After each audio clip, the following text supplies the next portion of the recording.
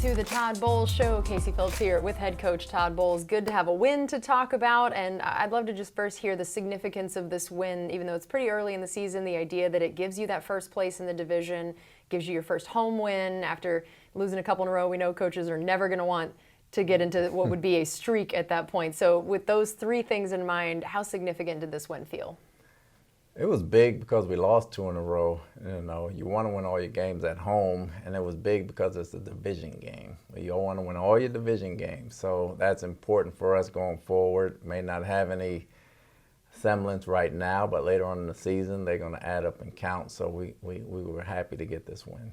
Leonard Fournette, I'm going to read a few different little stats here. This guy put up some numbers of 139 yards from scrimmage, which ties his high as a member of the Bucs. He has a new career high of 10 receptions in the game. He was the leading receiver on the day and had both a rushing and receiving touchdown, and is the first Tampa running back with 10 or more receptions since Ernest Graham in '07. Wow. So tell me about his game and the way he was able to contribute, especially in the receiving game, and just why this game in particular lent him to getting so many of those numbers that are big for him in his career. Well, Lenny's a good all-around back anyway. You know, they were doubling Mike and Chris some, and some of those receiving plays were really glorified running plays. So we dumped it off to him. That's just like tossing it to him on the run play, and he can do things with the ball that can kind of run over DBs and run around people with his speed and athleticism. So that was a big part of what we did yesterday. And how did you feel about the run game overall? We knew that was something that after the Chiefs game was going to be a little bit of a point of emphasis. And so how the O-line looked with it, how both Leonard and Rashad looked, how do you felt just about the run game overall? I thought it was slightly effective in the first half. We could have done more of it in the fourth quarter, I think, but the passing game was going so well and the dump-offs to Lenny were going so well, we kind of stayed with it a little more, but we ran the ball about 23 times and we had some success there. Some plays we can do better, like the 4th and 1 play. We need to get that taken care of, but overall it's coming. Tom Brady seems to enjoy playing against the Falcons, seems to be pretty good at it when he does it. 351 yards, 52 attempts, you know, typical of a 45-year-old, obviously. 33 first-half attempts is a new career high for him. When you're getting a career high for a guy that's played as long as he has, that typically might mean something. First of all, just what did it mean to see that he is capable at this age of a game plan like that, to know that you guys are able to win that way? And then why is he now, I think, 11-0 against the Falcons maybe? Why this team and this game worked out pretty well for him? Well, he's competitive. You know, he's competitive as heck. So anytime he gets a chance to throw the ball, he's going to try to make something happen with it. And he did that in the first half. He did some things in the second half, and he doesn't care how he wins. That's the beauty of him, whether it's throwing or running the football. If he has to throw it, and he gets to go no huddle and spread you out and be able to pick and choose who he throws to, I think he's in his element. So him being 11-0 against the Falcons, you know, he's been on some good teams. He's been on some very good teams, and it's the luck of the draw. I don't know if there's too many teams he hadn't beaten. And Mike Evans came out again, I mean, similar to the Chiefs game where he just made such big key plays. And with Mike, it feels like it isn't always about quantity. It's about quality on a lot of the plays that he contributes. He had, you know, 81 yards, and including that 40-yarder, which in my humble opinion should have been a touchdown. I'm not allowed to get fined, so I'll say it instead of you. And for, you know, the really clutch first down to seal the game essentially towards the end. Tell us just about the significance of Mike in terms of, again, when it's not so much quantity, but even the quality of the plays he makes. I think that's why he gets doubled so much. You know, when you don't double that guy, he's going to make a great catch. He's going to make a clutch catch. He's going to make the tough catch. You're going to always have to double him because he's such a competitor. He has such a huge catch radius. You know, his catch radius, his arms are like unbelievable. So just putting him in those situations and knowing he's going to come through is very comforting for the quarterback. And we got to see again, you know, him and Chris Godwin out there together is just such an important combination for this offense. And Godwin came out, you know, pretty hot. There was 3 catches, 31 yards, and the first 2 drives alone, I think, for him. But then I know not as involved the rest of the game. How much was that just the situation of the game itself? How much was it maybe a pitch count for him, or where his health stands, and just how you guys see in terms of the frequency of using him? We wanted to get him off to a hot start, you know, then after that he's going to be on the pitch count, so to speak, till he gets all the way ready for game shape and playing a full game. So it was important for us to get him involved early, but then also important for us to rest him. And how nice was this for you guys to experience the getting out to a quicker start in terms of at least not, getting behind to where you have the lead first, you're able to dictate a little bit more about what happens? Did that feel very different compared to a lot of the other games and what it let you guys try to do? It felt like we started a little faster, or at least not getting any penalties to back us up on offense and not giving up a touchdown the first drive on defense. So we got into a groove going forward, and the first half was great team ball. And I saw you guys got a few young guys involved offensively, and this is a team that I think has one of the oldest average ages in the NFL. I think Brady's a little helpful on that stat. Yes, he is. Yes, but he is. You do have some young guys that are being able to come along, and I think that's such a great combination of when you have a lot of those vets to show them, and then you get to see these bright young stars. So Cade Otton for 6 catches for 43 yards. What made you guys want to get him more involved in this game, and just the progression you've seen from him, and what kind of a draft pick he looks like he might turn out to be? Well, he's already turned out to be a very good draft pick. We want to get him involved because with Cam down, he's the most viable receiving tight end that we have, but he can also block. And Cade he has such a baby face, but he plays so tough when he's out there. You really don't notice that he's a rookie. He's always in the right spot. He's always got his face in there blocking. He's always doing all the good things on special teams. So really happy with him. But Cole and Luke and Rashad and even Hainsey being only in his second year, and Geiger got a couple plays in there, so the young guys are blending in well. Yeah, with Rashad in particular, is the desire to get him more involved, because I think he had 3 catches and 5 rushes, definitely a few more plays to be involved in than some earlier games maybe. Is it about the fact that he is earning the spot out there? Is it that you're wanting to try to pace Fournette a little bit for a 17-game season? What are the decisions behind how much and when you want to use Rashad? We want to use him. We think he's a good 1-2 punch. We want to keep Lenny fresh at the same time, but when Rashad goes in there, we're confident he can catch the ball. He did a great job blocking yesterday, and he can run the football. We don't feel like we lose anything when Lenny gets to rest. He's earned it in preseason, so just getting him in the game, having a different flavor back in the ball game really helps us going forward. All right, well, we have more coming up on the Todd Bowles Show. We'll be right back. Welcome back into the Todd Bowles Show. Casey Phillips here with head coach Todd Bowles, talking about this defense a little bit. As the game goes on, I tend to imagine what I'm going to talk to you about in this show. This is how I watch the game now, and I'm like, into the third quarter, they're pitching a shutout. It's going to be such a great storyline to start the show with. And then the dang fourth quarter had to happen. Tell me, we're used to hearing the phrase a tale of 2 halves. This was a tale of 3 quarters and 1 quarter, it kind of felt like. What happened?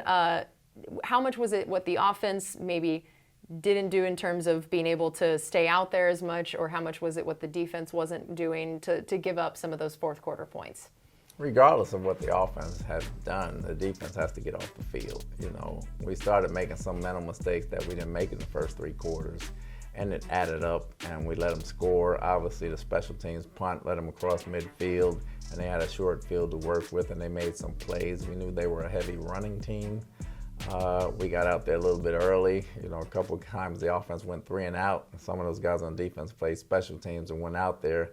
We got to do a better job of playing complete team football, understanding that, especially in the fourth quarter when you're up by those many points. And to know that they were going to run the ball, that was essentially all that they want to do, all they had done. That was pretty much their entire game plan. How did you feel like the run defense fared, knowing that you're going against a team that really wants to do that, but that was going to be a focus of you guys? That I know the stats may be a little deceiving. If they got 151 yards, average 4.9 yards per carry, but a lot of that was Mariota scrambling, and so I would love to hear your thoughts on how this run defense did in terms of actually trying to stop the runs that they had planned. I thought we started the game well. I thought 2 runs got out where we were out of our gaps. I thought the quarterback hurt us on several runs, but overall for that team, it's hard to slow them down completely. They made some runs, but we got better at certain things. We just had some misfits on some other runs. What do you feel like now, knowing that you will have to play them again, that you learned specifically about the challenges of trying to contain Mariota when he does, take it to more of the run game, and what do you feel like you guys did well or could improve on in that area? Well, it's tough. You know, anytime you're defending the quarterback, you got to be lane conscious, and you got to understand where he can go and when he might go there. You know, Mariota is such a extremely fast quarterback. He's one of the fastest around, so you got to be conscious of him at all times. You don't want to be cautious, but you got to be conscious. So we tried to spy him. We tried to do certain things. He got out the pocket. We got anxious a couple times and left before it was time, but we got to make sure that he doesn't kill us with 50, 60 yards. He can have 20, 25, but he can't get 60. And I feel like with the outside linebackers in particular, some of your defensive linemen, we occasionally talk a lot about pressuring the quarterback, but how have you seen them so far in terms of containment and particularly in the run game? What have you seen those outside guys looking like so far this year? They got better this week. You know, last week I thought it was a little bit lax here and there. Sometimes we get up the field too high trying to rush the passer when it's a running play. I think they calm down a little bit and they kind of take on their blocks. Bob has done a great job with those guys in the outside backer room, and, you know, I think they're getting better and better. And, man, in terms of the sacks, though, that was a fun day. I think ended up with 5 total on the defense and 5 different guys notching one. So tell me what was working well in that area where, again, when you know it's a team that really wants to run a lot, I don't know that you're expecting to get 5 sacks by the end of the day. Not 5 at the end of the day. You know, the most surprising one was Sanat. You know, he plays the run well, but for Sanat to get a sack, I was like, geez, it made me want to go out there. But it was a collective effort, you know, guys sacrificing for each other and understanding and being ready when their number was called. Yeah, tell me about Sanat and that play and just overall what he's brought. I know that this was a big game for him, knowing it was against his former team, and he said that meant a lot to him. And what made you guys have the kind of faith in him to put him out there in those situations? Well, he's been playing since we activated him. He's very tough run defender, very good on his feet, very good lateral movement, extremely strong. People don't know that about him. One of the strongest guys on the team. He just kept working. You know, he played the run. He saw it was a play action. He kept working around Will. He came around the corner, and Mariota still had the ball, and he got the sack. I don't know what kind of dance he did after that, but, you know, the sack was very good. Did you ever have a good celebration dance? Anything from when you played? Or no, I was pretty mellow. Yes, of course. Played a lot of special teams, so you couldn't afford to dance. You expended too much energy. That's true. That's true. All right. We have more coming up here on the Todd Bowles Show. We'll be right back. We're back here at the Todd Bowles Show. Casey Phillips here with head coach Todd Bowles. And as we were talking about the defense, give us a little bit of an update injury-wise, because for a bit there I was worried you were getting some flashbacks to last year, losing just DBs dropping like flies. Well, they're nicked up a little bit. You know, Sean's nicked up. Carlton should be okay. He's nicked up a little bit. And, you know, Mike has the elbow, but I think he'll be fine and ready to play. So hopefully at least we'll have 2 of the 3 on Sunday. And then how about Logan Ryan? He had missed this game. Do we know much about how long-term or not this could end up being? I don't know if it's long-term. It's kind of week by week. We got to see. But Logan's a fast healer. I don't think he'll be ready this week, but he should be soon after that. One of the DBs you did not lose who had himself a day was Antoine Winfield Jr. 8 tackles, a sack, a forced fumble, multiple tackles for loss. The guy just filled that stat sheet up. What did you see from his performance? And I noticed he actually gave the pregame speech out on the field to the guys, getting them riled up. And I was just thinking about how amazing it is that in such a short time he has become such a key guy for this defense, both in leadership and then what he's producing on the field. That's huge for him. You know, he's been quiet because we have a lot of veteran leaders on defense, but he's coming into his own, loves to play the game, very emotional about it, understands it. He lives it, he breathes it. He's out there, he's having the most fun. He has the biggest smile on his face, and he's competitive, and the guys feed off of that, and, you know, he brings a lot of people with him. I saw that the third down defense, you guys held them to just 6 of 14 conversion rate. That was a lot of things that you guys had talked about, was trying to get off the field on third down, and you were also keeping them to a lot of third and long situations, so that was a big part of it. But what did you see specifically for the third down defense that maybe you liked more than in previous weeks? I don't know if I liked it as much. They got some that I thought we had covered, you know, so to speak, but we kept them in third and long, which was a good thing. We got to try to keep people out of third and ones. That conversion rate doesn't hold up very well when you're playing football, which means we were getting tackled for losses when we were getting them in 3rd and long. Could be better from an awareness standpoint. We had a lot of guys talking and communicating, though. I think we're heading in the right direction. And talking about your D-line a little bit, Vita got in there and got a sack, and I think sometimes when it's not a sack, we don't always know as much the impact that Vita makes in there. You know, he might not always get the stats that other people get, but what did you see in this game from him and then the season so far of what he's meant to this front, especially missing Akeem Hicks for some time? Vita's been huge. He was huge yesterday. He clogs up the middle. Like I said, he clogs up the middle. He gets his sacks here and there. When he has a chance to get them, you're happy to have him get that production, you know, because he usually doesn't get it because he usually has 2 guys on him giving them to Levante and Devin. So this time he had a chance to make a play, but his vocal leadership with the D-line has been invaluable this year, especially after losing Sue. In the meeting rooms, on the field, in the walkthroughs, I think it's been very helpful. And Will Golston actually passed Warren Sapp for the most games played by a D lineman in franchise history, and is now actually just the 10th most games played by any player in franchise history. What have you seen about his ability to have such longevity here and still be such an impact player at this point? And you know, he's played in so many different systems, and why maybe your system in this time now is something that fits him so well? Will is consistent. I think when I first got here, he was one of the first people I ran into in the parking lot, and he was about 275, 279, and I said, "How much do you weigh?" And he told me, and I said, "How hard is it for you to put your weight back on?" He said, "Not hard at all." I said, I think "Put your most weight of us back would on." say something similar, you know? I said, "Put your weight back on and get to about 305, and we'll play you as a 3-4 defensive end like you did in college." He said, "No problem, Coach." And he trusted me, and here he is till this day. His consistency, his work ethic, and everything he does is so underrated, but he's a big piece of everything we do. That's incredible. All right, we have one more segment coming up here on the Todd Bowles Show. Looking forward to that next game at Pittsburgh. We'll be right back. Welcome back into the Todd Bowles Show. Looking forward to this game against Pittsburgh. Tell me a little bit about what it's like when you are preparing for a team that has done a quarterback switch at one point, and therefore you have less tape on what that's going to mean. Well, the scheme won't change much. Obviously, they've liked Pickett. They drafted him in the 1st round. They have different nuances between Trubisky and Pickett, but you really got to play the scheme and the team, not just the quarterback. So we'll focus on that and try to make sure we're on top of everything when we play.